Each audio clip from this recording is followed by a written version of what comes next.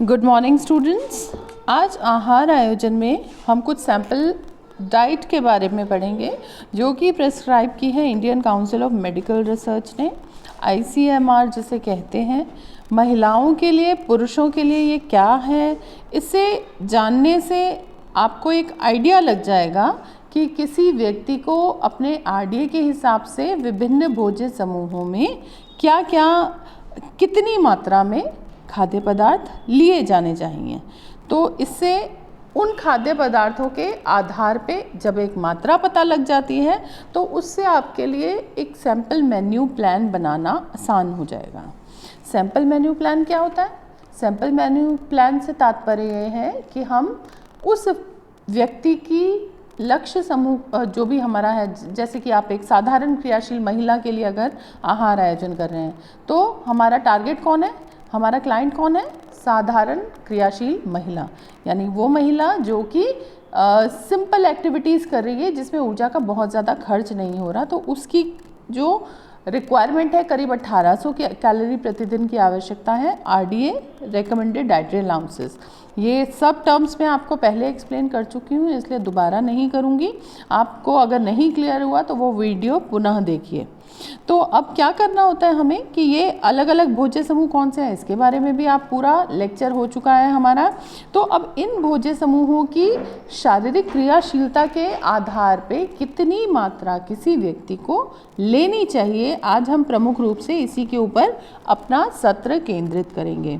आप देखें चित्र में हमें इस तालिका में सामने दिखाई दे रहा है आपको सैंपल डाइट बाय ICMR।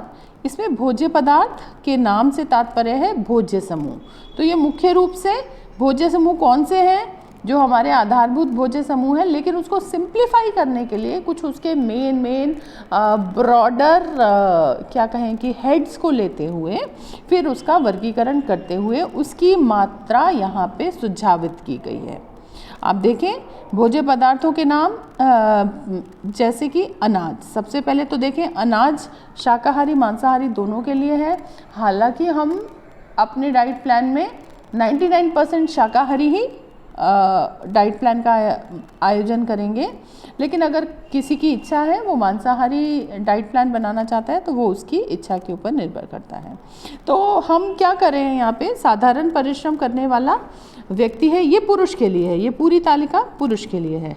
तो पुरुष क्या कर रहा है, मिनिमम एक्टिविटी कर रहा है जिसमें उसकी शारीरिक परिश्रम ज़्यादा नहीं हो रहा, साधारण क्रियाशील श्रेणी में आ जाएगा।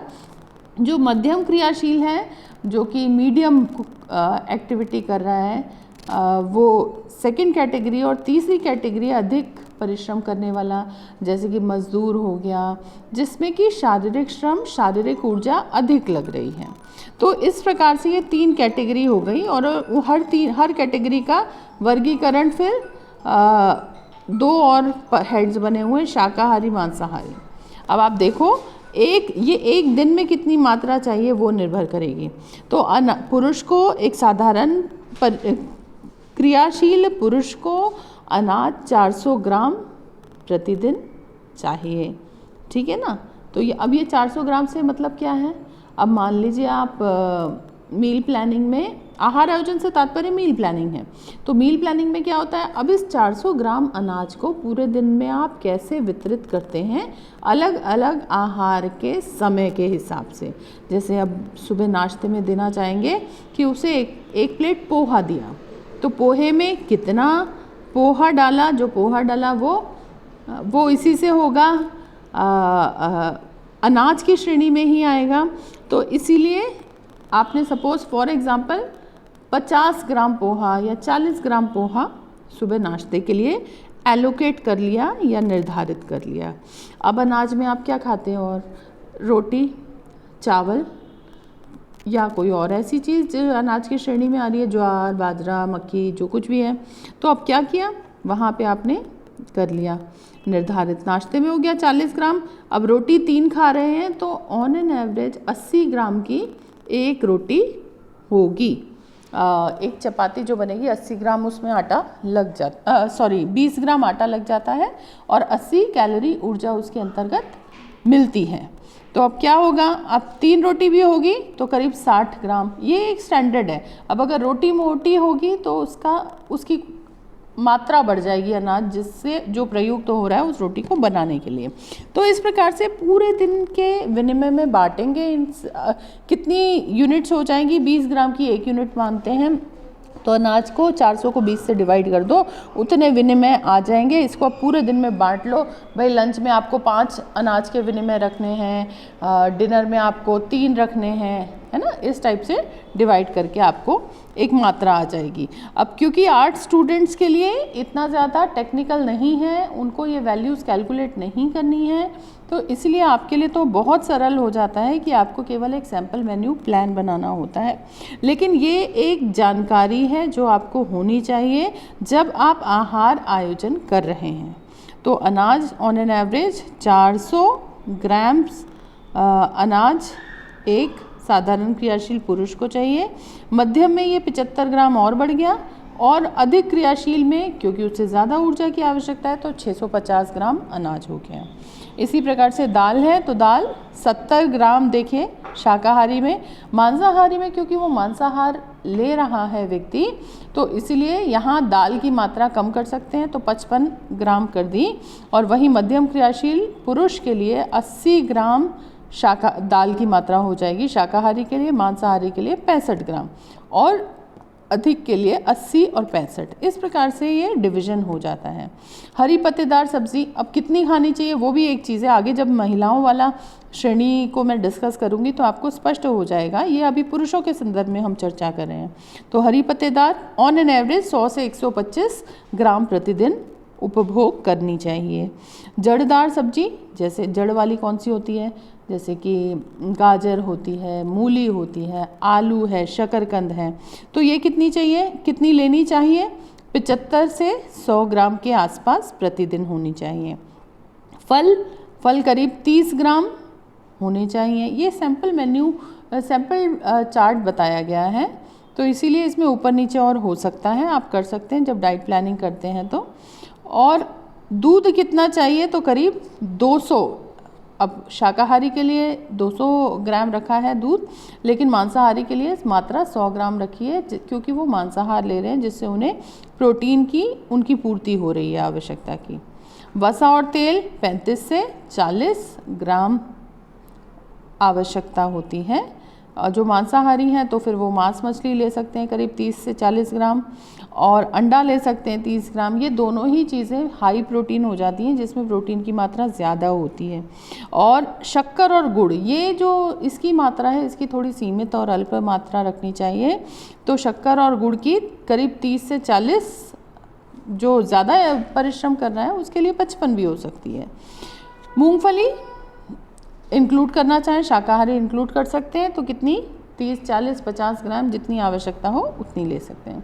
तो इस चित्र से, इस तालिका से आपको ये स्पष्ट होता है कि कितनी मात्रा किसी भी खाद्य पदार्थ की हमें आदर्श रूप में अपने डाइट प्लान में इंक्लूड करनी चाहिए एक साधारण, मध्यम या अधिक क्रियाशील पुरुष के लिए। अब ये तो हमने पुरुषों के लिए सैंपल मेन्यू चार्ट देखा। अब देखते हैं महिलाओं के लिए।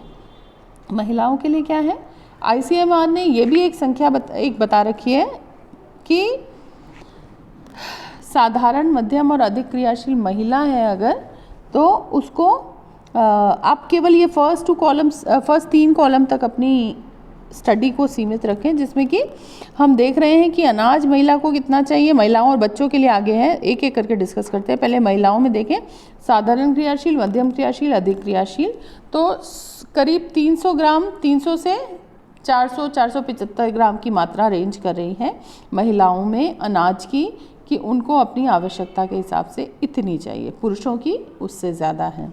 इसी प्रकार से दाल भी पुरुषों की कंपैरिजन में कम चाहिए। क्यों? क्योंकि उनकी प्रोटीन की आवश्यकता महिलाओं की कम है प्रति शारीरिक भार, क्योंकि उनका शारीरिक भार पुरुषों से कम है, और पुरुषों में मांसपेशीय भार अधिक है तो शारीरिक भार भी अधिक है, तो इसलिए उनकी प्रोटीन की रिक्वायरमेंट उनसे ज़्यादा है महिलाओं से। तो कितनी है दाल की रिक्वायरमेंट? करीब 60 से 70 ग्राम प्रतिदिन। इसी प्रकार से हरी पत्तेदार सब्जियां, तो ऑन एन एवरेज 125, ये मोर और लेस एक जैसे होंगे पुरुषों महिलाओं के। अन्य सब्जियां कोई भी होंगी तो 75 से 100 ग्राम तक हो सकती हैं। जड़ वाली सब्जियां 50 से 100 ग्राम के बीच में हो सकती हैं। वहीं यहाँ पे देखें कि फल वो करीब 30 ग्राम प्रतिदिन लेने चाहिए। तो दूध कितना लेना चाहिए? तो 200 से 500 ग्राम प्रतिदिन। ये दूध इसलिए आवश्यक है, क्यों? क्योंकि वो जो उनका प्रोडक्टिव फेस होता है महिलाओं का, गर्भावस्था है, धात्रीवस्था है, और सामान्यतः देखा गया है भारतीय महिलाओं में प्रोटीन की और आयरन की कमी पाई जाती है। सब में नहीं पाई जाती है। एक सामान्य ग्राफ को अगर हम देखें, अध्ययन करते हैं, तो ये एक सामान्य कमी ग्रामीण इलाकों में, शहरी इलाकों में, महिलाओं में, किशोरियों में, लड़कियों में पाई जाती है। तो प्रोटीन की रिक्वायरमेंट को पूरा करना बहुत ज़रूरी है। तो इसलिए दूध की मात्रा 200 से 500 ग्राम प्रतिदिन रखी गई है। वहीं वसा और तेल, क्योंकि इसकी मात्रा कम ही चाहिए, लेकिन चाहिए, इसमें कहीं कोई ये इससे कंफ्यूज नहीं करना चाहिए कि तेल घी नहीं खाना चाहिए। तेल घी जितने भी अच्छी श्रेणी के वसा युक्त पदार्थ हैं वो शरीर को पोषण देते हैं और वो आवश्यक हैं शरीर में जो वसा में घुलनशील विटामिन होते हैं उनके अवशोषण के लिए ज़रूरी होते हैं ये। तो इसलिए वसा तेल बिल्कुल अपने खाने से बिल्कुल हटा नहीं देना चाहिए। गुड फैट्स को इंक्लूड करना चाहिए, जैसे कि मेवे हो गए या मक्खन, मलाई, क्रीम, ये कुछ मात्रा में, इसकी मात्रा सीमित ज़रूर रखनी चाहिए। तो करीब 30 से 40 ग्राम प्रतिदिन हो सकती है। और वही शक्कर, गुड़ या इस प्रकार की जो भी शुगर वाली चीज़ है वो भी 30 से 40 ग्राम की रिक्वायरमेंट होती है। बच्चों में देखें तो इसी तालिका में आपको स्पष्ट हो रहा है कि बच्चों के लिए 1 से 3 साल, 4 से 6 साल, 7 से 9 और 10 से 12 साल, इनके लिए भी ये मात्रा मोरलेस उनकी ऊर्जा की आवश्यकता, प्रोटीन की आवश्यकता को ध्यान में रखते हुए ये मात्रा निर्धारित की गई है ICMR के द्वारा। तो ये इस वाली तालिका से भी समझ में आता है कि हम अनाज के कितने विनिमय रख सकते हैं, दाल के कितने विनिमय रख सकते हैं, क्योंकि ये मात्रा दिख रही है। तो 20 ग्राम का जनरली एक विनिमय होता है। तो इसको डिवाइड कर दो मात्रा से, तो उतने एक्सचेंजेस आ जाएंगे, उतने विनिमय आ जाएंगे।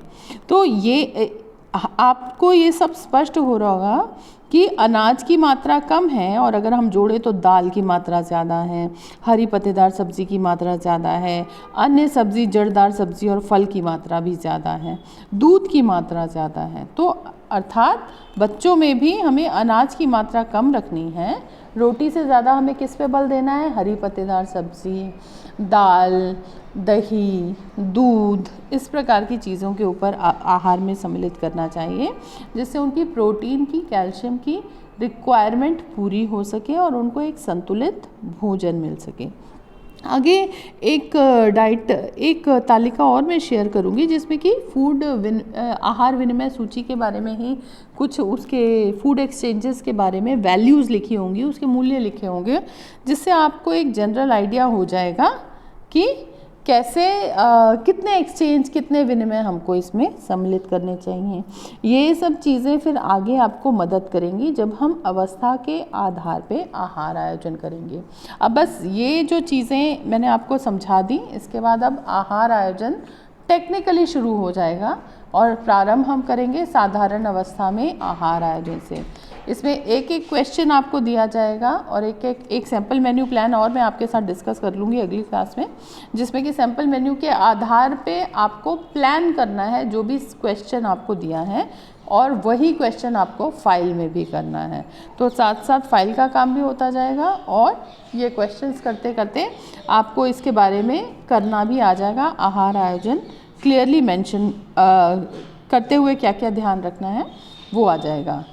आगे के क्लासेस में एक एक अवस्था को लेते हुए हम चर्चा करेंगे कि कितनी प्रोटीन की आवश्यकता है या कितनी ऊर्जा की आवश्यकता है या विभिन्न पोषक तत्वों की क्या मांग है उस अवस्था के लिए, और उसको लिखते हुए उस अवस्था में आहार आयोजन करते हुए हम किन प्रमुख बिंदुओं का ध्यान रखेंगे, और फिर आहार आयोजन में सैंपल मेन्यू प्लान बनाएंगे। और चौथी चीज़ होगी मार्केट ऑर्डर, अर्थात 2 डिशेस उसमें से चुनते हुए जो भी क्वेश्चन में मांग की जाएगी उसको आप कुक करेंगे, पकाएंगे। तो देखते हैं, अगर प्रैक्टिकली यहाँ पे जब भी क्लासेस होंगी तब करेंगे, उससे पहले घर में बना के प्रैक्टिस करेंगे। जैसे जैसे क्वेश्चन में आएगा वैसे वैसे आप उसका सॉल्यूशन करते चलेंगे। तो आशा करती हूँ कि आज की इन दोनों तालिकाओं को समझने के बाद आहार आयोजन करने में आपको सहायता मिलेगी। धन्यवाद।